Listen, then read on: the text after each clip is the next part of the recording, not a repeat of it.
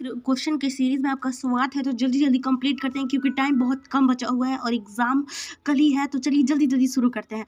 तो क्वेश्चन है कि ब्राह्मी लिपि के उद्भव पर प्रकाश डालिए। तो देखिए, ब्राह्मी लिपि के उद्भव के विचार क्या है? विदेशी और भारतीय। विदेशी में यूनानी स्मेटिक और भारतीय में द्रविड़ और वैदिक। स्मेटिक का है उत्तरी स्मेटिक, दक्षिणी स्मेटिक, आर्मिक और फिनिशिक। चलिए इसके उद्भव पर प्रकाश डालते हैं। तो भारतीय लेखन कला की प्राचीनतम, जो भी प्राचीनतम के संबंध में विचार करते हुए यह देखा गया कि जहां पारंपरिक और अनुश्रैतिक स्रोत लेखन कला की पुरातन पर प्रकाश डालते हैं, वहीं उनमें अधिकांश ब्राह्मी लिपि का उल्लेख भी करते हैं। चीनी विशेष कोश फा वानसुंग लिंग 3 लिपि का उल्लेख करते हैं, ब्राह्मी, कोयलू तथा तनस्की। अल-बुरूनी ने लिखा है कि ब्रह्मा ने एक लिपि का आविष्कार किया था जिसका नाम ब्राह्मी थी। ठीक है, वह बाएं से दाएं ओर लिखी जाती थी। जैन परंपरा के अनुसार आदि पुराण में लिखा है कि ऋषभनाथ ने एक लिपि का आविष्कार किया, अपनी लड़की को सिखलाने के लिए किया था। उस लड़की का नाम बम्पी था, इसलिए इस लिपि का नाम उसी लड़की के पीछे ब्राह्मी पड़ गया। और ब्राह्मी लिपि की आवृत्ति बार बार होने से यह जिज्ञासा उठना स्वाभाविक है कि ब्राह्मी लिपि का उद्भव कब और कैसे हुआ। इसे निम्न रूप में देखा जा सकता है। ठीक है ना, तो ये सारी चीजें हैं। तो देखिए, पारंपरिक स्रोत से ब्राह्मी का ज्ञान, पारंपरिक जो स्रोत से ब्राह्मी का ज्ञान कैसे हुआ। साधारणतः यह धारणा प्रचलित है कि एक लिपि की स्थापना ब्राह्मणों ने, यहाँ की गुजरात के जो ब्राह्मण नगर है वहां से हुई थी, चूंकि ब्राह्मण और वेदों की रक्षा के लिए हुआ था, इसे ब्रह्मा से संबंधित करने के लिए ब्राह्मी नाम दिया गया है। यह देव लिपि थी जिसे बड़ा अनुग्रह करने पर ब्रह्मा जी ने ब्राह्मणों को दिया था। प्राचीन भारत में ब्राह्मी लिपि की आवश्यकता 2 दृष्टियों से महत्वपूर्ण मानी जाती है, वेद के संकलन और समुन्नत व्यापार को लेकर देखा। ठीक है, और देखिए ब्राह्मी जैन परंपरा से यह ज्ञात होता है कि जैन तीर्थकार आदित्यनाथ की लड़की का नाम बम्पी था। उसी को पढ़ाने के लिए उन्होंने एक लिपि का आविष्कार किया। यह लिपि उस कन्या के नाम के पीछे ब्राह्मी नाम से चर्चित हुई, इसलिए भगवती सूत्र के प्रारंभ में लिखा है नमो बम्पीये लिखिए। ठीक है, पुनः ऋग वेद में ब्रह्मी शब्द प्रयोग है। पाणिनि के अनुसार यह शब्द अशुद्ध लिखा है। यह उचित रूप ब्राह्मी के पीछे लोगों ने ब्रह्मी का संबंध बर्गर आपने सुना है शब्द से जोड़ा, जो कि नर्वोजित शब्द है। काव्य की कला आस्थाप अर्थात जादू है और मैजिकल स्पेस है। देखिए, अलग अलग लोगों के हिसाब से अलग अलग मत है, तो आप सबको लिख दीजिए थोड़ा थोड़ा। जो भी हमने बताया कि जैन परंपरा के अनुसार एक लड़की थी, उन्होंने अपनी बेटी को पढ़ाने के लिए इसका नाम रखा तो ब्राह्मी हो गया। तो एक है कि ऋषभनाथ की बेटी का नाम ब्रह्मी था तो इसलिए होगा। तो कुछ का मानना है कि ब्रह्मा जी ने ब्राह्मणों ने बहुत निवेदन किया तो उन्होंने उनको दिया, तो इसलिए इसका नाम ब्राह्मी है। तो ऋग्वेद में ब्राह्मी लिखा है तो पाणिनि ने इनको गलत माना है। तो इसके हिसाब से तो जो जो बातें हमने बोली वो सब चीज़ थोड़ा बहुत आप समझ लीजिए और याद रहता है, क्वेश्चन आता है तो थोड़ा सा लिख दीजिए। ठीक है, यही है इसका। और ब्राह्मी के उद्भव पर विचार, उद्भव के स्थान पर हम लोग को विचार करना है। तो देखिए, भारतीय तथा विदेशी विचारकों का उद्भव स्थान ढूंढने के संबंध में विभिन्न स्रोतों के आधार पर अध्ययन किया। उनके अनुसार उद्भव का उपखंड बांटों में बांटा। एक वर्ग के अनुसार इसका उद्भव स्थान भारत था, जबकि दूसरे वर्ग के अनुसार विदेश बताता है। विदेशी उद्भव के संबंध में विचारकों का एक मत नहीं है, किंतु स्थान यूनान बताते हैं और स्मेटिक, जो लोग स्मेटिक बताते हैं वो विचारों पर परस्पर सहमत नहीं है। अलग अलग लोगों का अलग अलग मत है। कुछ मानते हैं कि इंडिया में हुआ, कुछ मानते हैं कि स्मेटिक जगह में हुआ। तो अलग अलग लोगों का अलग अलग बातें हैं। ठीक है, विदेशी उद्भव का सिद्धांत एक है कि यूनान में उद्भव हुआ, स्पेटिक में हुआ, फाइडोनेशिया उद्भव सिद्धांत हुआ, भारतीय उद्भव का सिद्धांत है, द्रविड़ सिद्धांत है, ये सारी चीजें। तो चलिए अब हम लोग बात करेंगे खरोष्टी लिपि। इसका तो बात हो गया, इसमें भी अलग अलग सिद्धांत है खरोष्टी लिपि के बारे में। भारत का भी उद्भव का सिद्धांत है। ये बहुत ही ज़्यादा लॉन्ग क्वेश्चन है, इनको छोड़ ही देते हैं। ठीक है, अब देखिए, अब हम लोग आ चुके हैं इंपॉर्टेंट क्वेश्चन की तरफ से। अब मेरा क्वेश्चन है कि भारत, देखिए क्योंकि ये जो है ना बहुत ही ज़्यादा डीपली लॉन्ग क्वेश्चन है। ठीक है, इसको आप सिर्फ समझ करके नहीं लिख सकते, इसमें आपको तथ्यों की ज़रूरत पड़ेगी। और एक दिन एग्जाम से पहले क्या ही तथ्यों की बात करें हम लोग, तो यही खरोष्टी लिपि है और कौन सी लिपि है, ब्राह्मी लिपि है। ठीक है, तो 2 लिपियां हैं, तो इनको हम थोड़ा सा बस जानकारी ले लीजिए कि दाएं से बाएं ओर लिखा जाता है। और इसको हम लोग थोड़ा सा एक डिटेल में अलग से इसको वीडियो बना करके अच्छे से समझेंगे। ठीक है, अभी इंपॉर्टेंट क्वेश्चन समझ लेते हैं। भारतीय संस्कृति की प्रमुख विशेषताओं का वर्णन के लिए, कि भारत की जो संस्कृति की प्रमुख विशेषता क्या है। तो देखिए, भारत की जो प्रमुख सिद्धांत है यहाँ पे क्या है ना कि आध्यात्मिकता। भारत की संस्कृति में जो पूजा पाठ, सांसारिक सुख सुविधाओं को छोड़ करके ईश्वर में लगना, जो अध्यात्म है इस पर लोगों का विश्वास बहुत ज़्यादा है। डॉक्टर राधा कृष्णन ने इस पे क्या कहा है, आइए उनको सुनते हैं। डॉक्टर राधा कृष्णन का कथन है कि अध्यात्मवाद भारतीय संस्कृति की आत्मा है। अध्यात्मवाद विचार करने पर व्यवहार करने का वह तरीका है जो व्यक्तिगत स्वार्थ के स्थान पर त्याग को, संसारिक शुभ सुविधाओं की तुलना में मानववादी मूल्यों को तथा व्यक्ति की अपेक्षा लोक कल्याण को अधिक महत्व देता है। मतलब खुद की नहीं, लोक कल्याण को ज्यादा महत्व देता है, ठीक है ना। और धर्म की प्रधानता, भारत में जो लोग हैं धर्म की बहुत ही ज़्यादा प्रधानता है। लोग अपने धर्म को मानते हैं, अपने धर्म को पूजते हैं। जिस धर्म में उनका जो भी मातृधर्म, पितृधर्म, ऋषि योग, पूजा पाठ, ऋषियों के प्रति धर्म, सब चीज़ में उनका धर्म के प्रति बहुत ही ज़्यादा विश्वास है कि धर्म में बोला गया है पेड़ पौधों की पूजा करना, जानवरों को नहीं काटना, तो वो उन सारे धर्म की बहुत ही ज़्यादा पूजा करते हैं और धर्म की बातों को मानते हैं। सामूहिकता, भारतीय संस्कृति में कहा गया है कि सामूहिकता मतलब मिलजुल कर रहना बहुत अच्छी बात है। समाज के हम लोग कोई भी काम करते हैं तो एक बार जरूर सोचते हैं कि समाज के लोग क्या कहेंगे, समाज पर क्या असर पड़ेगा। सामूहिकता एक तरीके से एक अच्छा है बहुत ही ज़्यादा। और ये पुरुषार्थ की प्रधानता, पुरुषार्थ यानी आप समझ रहे हैं मेहनत, कर्म की प्रधानता को भी दिखाया गया कि मेहनत, आप जितना ज़्यादा मेहनत करेंगे, कड़ी मेहनत करेंगे, उतना ही आपके लिए अच्छा होगा। तो इसमें कड़ी मेहनत और कड़ी लगन को ये बहुत ही ज़्यादा अच्छी तरीके से शो किया हुआ है। भारतीय संस्कृति में मेहनती लोगों को ज़्यादा अधिक दिया जाता है वैल्यू पुरुषार्थ की। अब कर्म के फल में विश्वास, ये भी बहुत ही ज़्यादा बोला गया है कि आप अगर अच्छे कर्म करिएगा तो ही आपको अच्छा फल मिलेगा। ये सारी चीज़ें भी भारतीय सभ्यता और संस्कृति में बताई गई हैं कि कर्म के फल में विश्वास भी भारतीय सभ्यता और संस्कृति में होता है। लोग कोई भी काम करते हैं तो लगता है कि आप गलत काम मत करिए, क्योंकि आपको जो इस कर्म करेंगे तो उसका फल जो होता है इसी जन्म में यहीं पर आपको मिल करके जाएगा। तो इसलिए कोई भी गलत कर्म आप मत करिए। ये सब विश्वास होता है कि अगर आप गलत काम करेंगे तो ज़रूरी है कि आपके साथ भी गलत होगा, इसलिए आप किसी के साथ गलत मत करिए, ये इसका है, ठीक है। आत्मा तथा पुनर्जन्म में विश्वास, हम लोग ये भी कि किसी की भी मृत्यु होती है तो उनका आत्मा जो होती है वो विचरण करती है जब तक उनका अंत्येष्टि संस्कार इत्यादि नहीं हो जाता उनके घर के आसपास। और हम लोग पुनर्जन्म में भी विश्वास करते हैं कि अगर हमने अच्छे कर्म किए हैं, मतलब अगर हमने अच्छे से नहीं किया, हमारी मुक्ति नहीं होगी तो फिर से आपका जन्म होगा।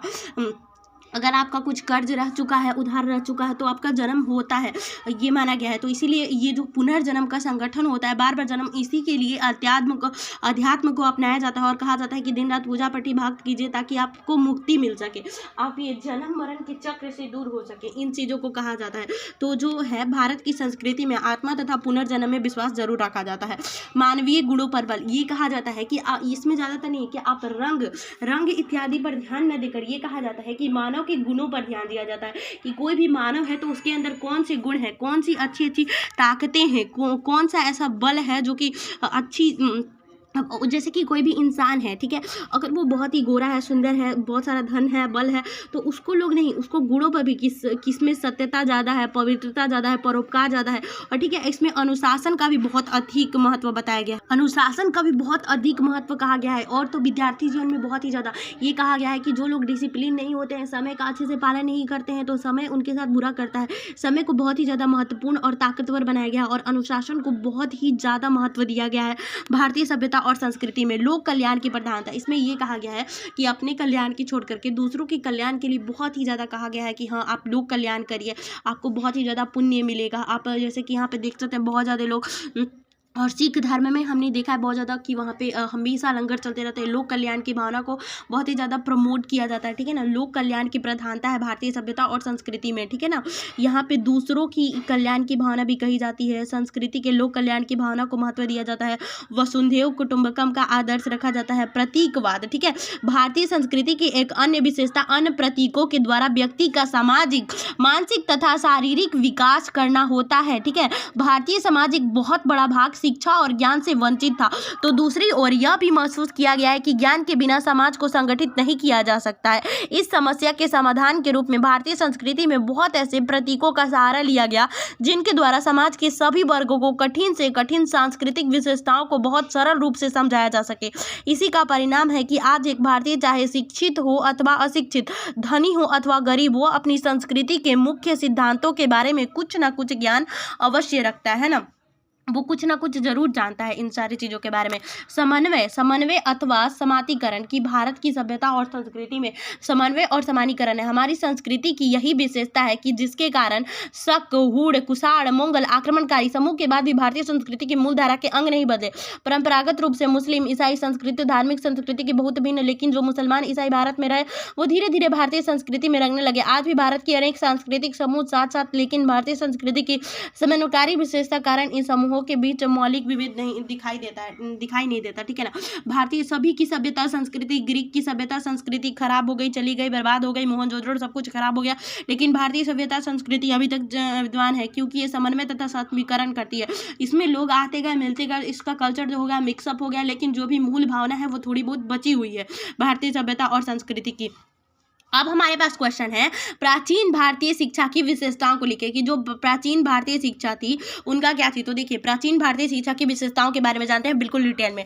विद्या आरंभ संस्कार होता था। यहाँ पे एक सेरेमनी होता था कि विद्या आरंभ करने से पहले यह संस्कार होता था, इसमें शब्दों का प्रयोग सिखाया जाता था, तो इसको हम लोग विद्या आरंभ संस्कार बोलते थे, उपनयन संस्कार बोलते थे। यह संस्कार उस समय होता था जब बालक को वैदिक शिक्षा प्राप्त करने के लिए गुरु के पास ले जाया जाता था। यह संस्कार ब्राह्मण, क्षत्रिय, वैश्य तीनों वर्णों के लिए अनिवार्य था। प्राचीन भारत में बिना उपनयन संस्कार के कोई भी वैदिक शिक्षा प्राप्त नहीं किया जाता था। ठीक है। समावर्तन संस्कार, वैदिक शिक्षा ग्रहण करने की समाप्ति पर यह संस्कार होता था, समावर्तन अथवा घर लौटना।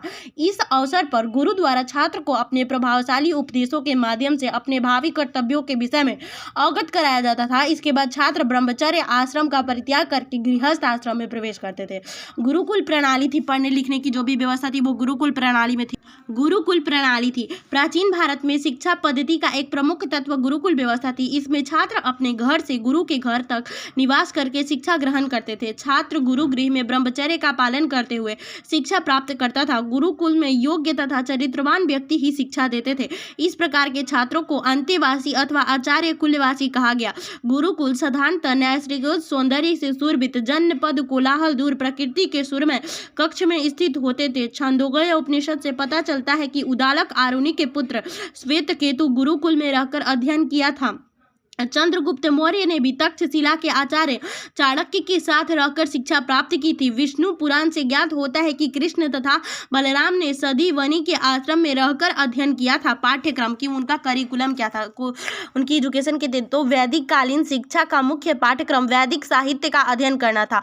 चारों वेदों का ज्ञान, छंद शास्त्र का ज्ञान, वैदिक व्याकरण का ज्ञान, ब्रह्म विद्या, भूत विद्या, देव विद्या, नक्षत्र विद्या, तर्क, दर्शन, निधि, आचार, इतिहास, पुरानी नागसंकी, गाथाएं, खगोल विज्ञान का विद्या आदि सभी पाठ्यक्रम के अंग थे।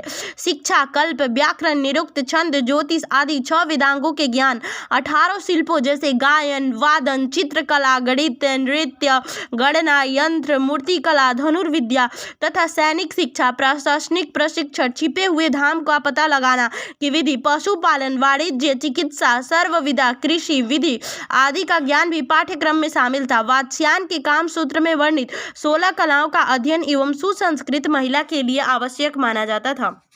जो भी कलाएं हैं उनके लिए घर की जो कलाएं होती थी वो इंपॉर्टेंट थी। ठीक है।